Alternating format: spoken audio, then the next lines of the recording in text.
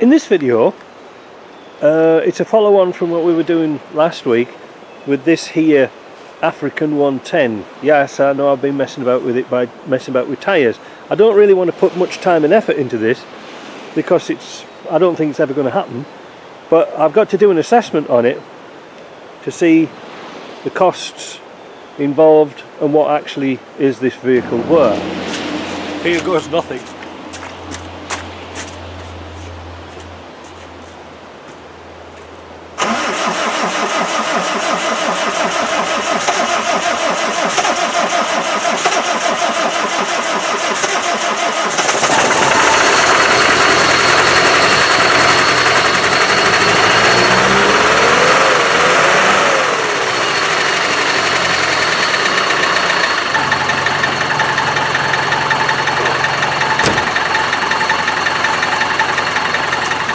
Somebody mentioned on the comments that it wouldn't start because the timing's out. I doubt it. Look at it smoking. Bloody smoke's like a horror film, isn't it? Oh, bloody thing. So I'm going to run it in the shop. I'm going to get it warmed up. We're going to do a compression test on it. But most importantly, I'm going to take the valve cover off this and see if there's any loose valves in the head. I have a suspicion that the guides have gone. So let me get things shimmied around a bit and moved around. So we've got the 110 back in. I've got it, it's been warmed up a bit.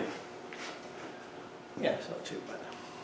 What we're going to do first of all, really important when you're working on your Land Rover with the bonnet open, little bungee cord around the bonnet and onto your sun visor, because if that falls on your head you'll certainly know about it. So, safety first. So, it's warmed up. I'm going to grab a 17mm spanner and we're just going to listen to the engine drop per cylinder on the injectors. That's the easiest thing to do. So let me get set up for that. When we do this test, what we're going to do is just simply crack off the injector pipes one at a time and listen to the engine note, see if it changes. And it's really sort of a simple test, an initial test, to see if there's a bad cylinder or a bad injector. We don't know at this stage. I'm not going to take the injectors out and put them on a pop test or anything like that. That's a waste of time. But I am going to take the glow plugs out and do a compression test. But this is just a thing that you can do at home. So let me fire this beast up, if it will start again.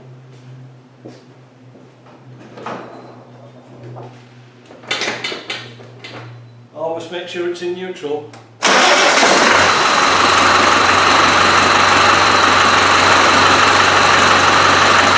funny thing is about this motor is it starts up great, so I don't think the timing's off.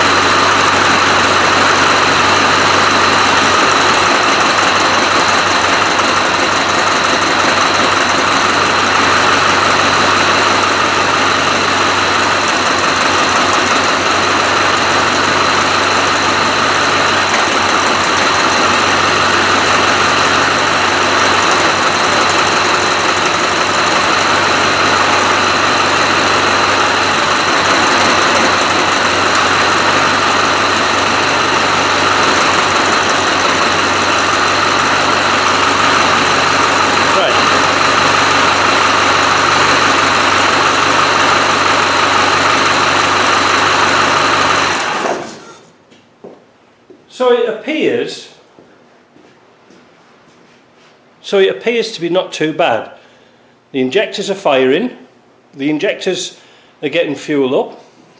It is a little bit low around here, so further investigation is required. What I'm going to do first of all is, if you can remember, we topped up the coolant and see if we've lost any. Now I did tap this thread out again. Ooh, there's coolant in it. So, yeah. So it didn't leak coolant out naturally. So now it's warm. We're going to put the pressure, I'm going to put a better cap in here, a better stopper, and then we're going to put the pressure test on and we're going to leave it while we do some other jobs. I've got my coolant testing kit out, and we're going to pressurise it. But first of all, we've topped up the reservoir right to the very top. The reason for that is so there's no air in the top, so we're not pumping like crazy just to pump up like a big balloon. So let's put some pressure in, see what happens. Pump up the volume. 15 pounds should be the range to go in. Well, we haven't blown the core plug yet. There we go, just over 15. So we're going to leave that for a little while and come back to it. But the good thing is, it's not going down rapidly. With 15 pounds in, it would be spraying all over the place. So far, so good. The next thing we're going to do is we've taken off the rocker cover and we're going to have a look inside. And we're going to do two things at once. And what we're going to do is check for the valve guide, see if there's any loose on the valves by putting a pry bar in, and also check the valve clearances. They've never been checked for a long time. You probably would account why it's so noisy and ticky. We're not out to fix things at this stage, we're just trying to eliminate things and why it's smoking and why it's a bad starter. So what I've done is I've put the trolley jack under the front wheel, set it into 5th gear, low range with the diff lock on, and we can now turn the engine with the front wheel. I think I've explained this to you before. So what I've done is I'll do it a different way to everybody else. Let's have a zoom in and show you. So there's all your things that go up and down. Because this is a 1342 engine, the firing order, and we always know with the 4-cylinder engine, when the back valves are rocking, this cylinder number 1, which is generally always at the front of the car or nearest the water pump, etc., these valves are on the firing stroke, which means they're loose, so you can do two at the same time. Some people use that rule of 9, but I've been using this for 40 years and it seems to work quite well. One of the things I want to show you before we get too carried away is the rocker box. Look at this. This oil has never been changed for years. Look at it. Look how dark and scummy that is. That's horrible. So I don't hold too much hope up for it. So let's go and have a look at, see if I can move this camera to a better place. And let's see if there's any play on the valves of number 1 cylinder here. You get a screwdriver. There's a bit, but not that much. And that one's a bit tighter, this one's a bit loose. Now I'm not going to start the car up with the cover off because we'll have oil everywhere. Well, we're going to grab our feeler gauges now. 1/8 thou if you're in inches, or 20 whatever it is in millimetres, 0.2 millimetre, and let's have a look. Oh my god, you could drive a bus through that, look. Can you see that? That's with the feeler gauge in there. Same as that. Now, setting the clearance is really easy. Again, we're not going to go into too great detail with this car. Back off the lock nut and turn it down and check the gap.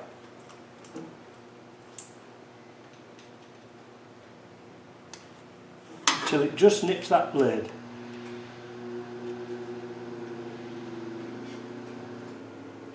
I like to see them where they rub the oil off the blade, and then I know they're about right. Check it again, that went a bit tight. A bit more. They are a bit of a fiddly thing to do.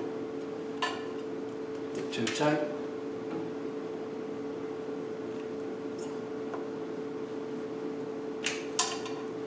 Yeah, that's lovely. So I'm going to do that with all the rest of the valves and then we'll come back. I should maybe explain a bit more clearly about setting the valves up the easy way. Like I say, I can turn the engine by the front wheel, so that makes life easy. But when these two valves are rocking, that means that this cylinder here is firing. So the valves are the cam's on the opposite side, so you can quite freely set them because it's not going to be a problem. So I'll just show you what I mean, and look at very carefully at these back valves here. You see these ones here, watch them rock.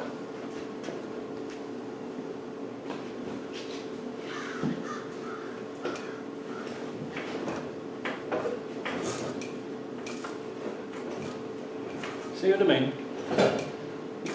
There's a lot of play in the steering, so you have to find a happy place. But that's basically what we do, and we do that now. So that's 1, 2, 1, 3, 4. The next one's going to be 2. I said that I wasn't going to start this engine up with a rocker box on, but I found this handy dandy piece of thick material, so I put a slit in it and put it either side, and hopefully that'll minimise the amount of oil being splashed around. So let's put it into neutral and see what we can see.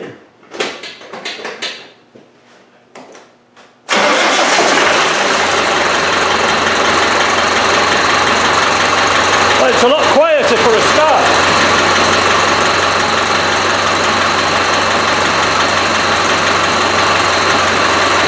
I'm looking for blow-by, I'm looking for smoke coming out.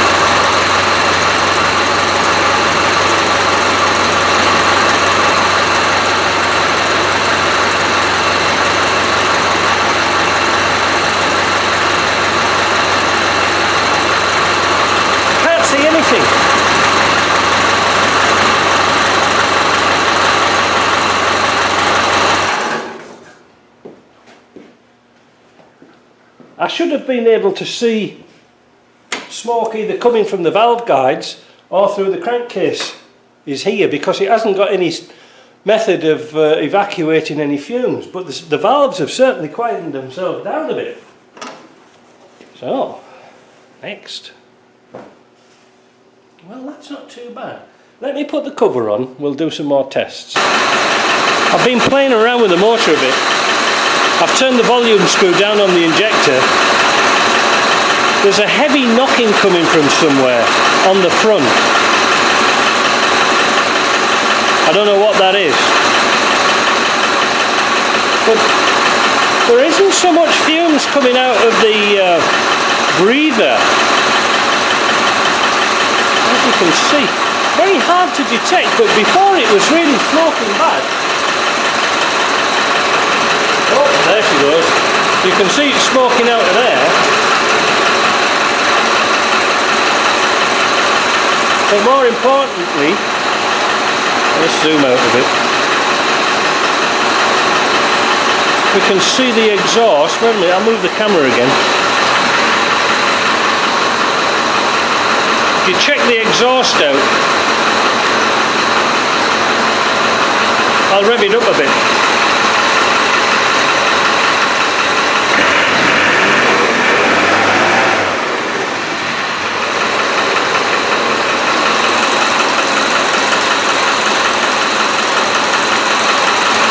Making quite a bit of smoke.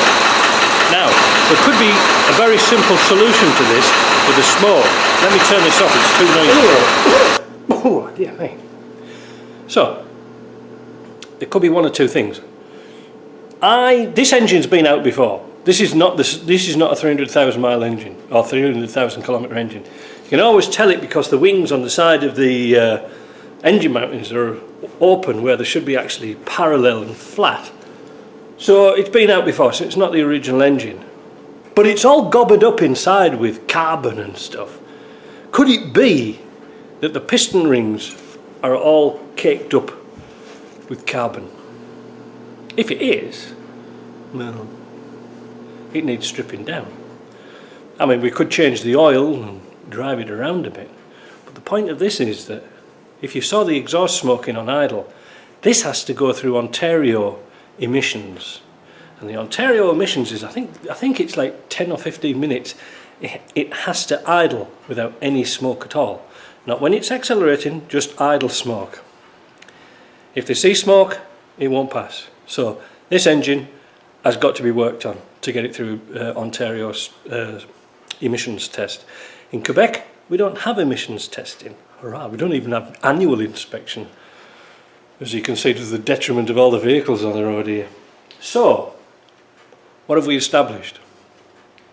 Well, I want this vehicle to start better, and I'm not sure if now it's the lift pump which isn't priming the system properly. It could be just that, and it's draining back, because when it's a cold start it takes an awful long time. Now, because when we start and stop it like this, look,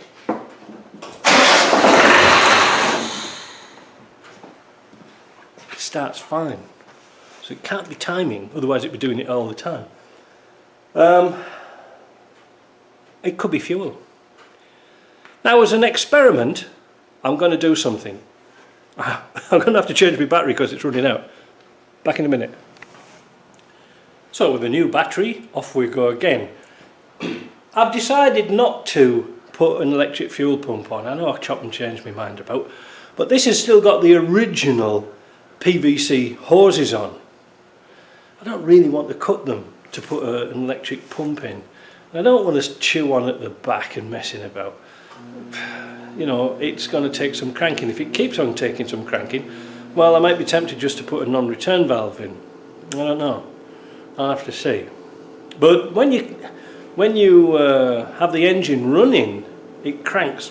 It puts out a lot of fuel.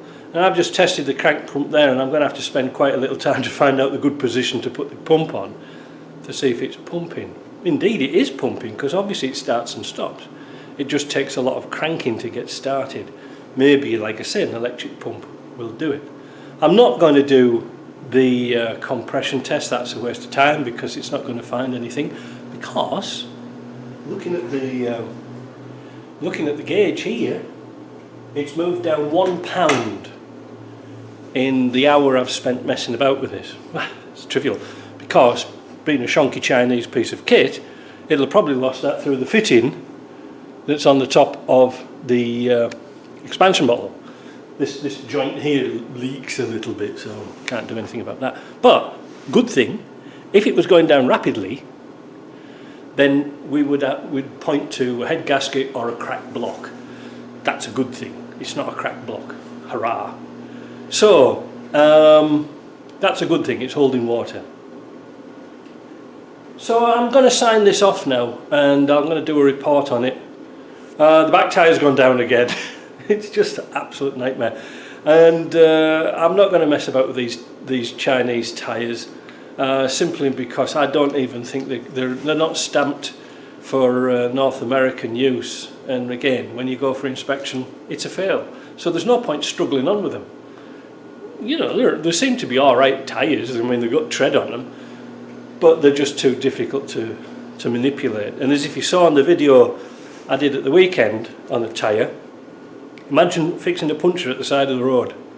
That was the whole idea of those rims being a tubeless rim, so you could take the tyre off at the side of the road, fix a puncture, put the tube back in, and away you go. Not with this. So I'm going to lay this up now. I'll get on to Dave, we'll have a chat, see what he wants to do. It will start and it will drive around, but it's a lost cause. So, as my mother used to say, test and try before you buy. I don't know what she meant by that. Strange. But go and see a vehicle. Don't take anybody's word it's going to be great, because sadly Dave was told that this was the best thing since sliced bread, and there was a fella coming down the road to buy it as we speak. Come on, he's come in with it. He's got cash in his hand, I can see him. It's all that pressure tactic to buy something, and it wasn't really right. You know, it would have been cheaper to send me to bloody Ghana and kick its tires and say, no, save yourself thousands and thousands of dollars. Yeah, I feel sorry for them, because they've put a great lump of money in it already, and sadly there isn't a lump of parts available for me to justify buying it. Like, well, it looks good. It looks really good from the outside. But when you realise it, it's all bloody full of filler, the door pillars are bent, probably rolled over. chassis rusted, bulkhead's rusted through completely, so I mean, but it's all full of filler. Those are the two things that's criteria that makes a car. The doors look good, but the doors are all full of filler. I really don't know what to suggest. But it's not a buyer for me, and if it is, it's just a parts car. And even then, there's not that many parts on. The engine needs rebuilding. The gearbox sounded okay, but I don't know what that's going to be like. But it's a Land Rover, and then people get this idea, oh yes, I can rebuild that. Yes, you can, but what cost? That's what this point of these videos are. How much are you going to put into it? And never forget, and this somebody told me this a long, long time ago, count your hours. Count your hours. And you said, no, it's all my free time, I'll put it in. But if you think about it logically, even if you paid yourself minimum wage, theoretically, the hours you put into it, that you could be doing something else, then it would pay for a better car. You see my logic? I know it sounds stupid, but that's the way you should think of things. Have a look. This job here would take a good 6 months to put right.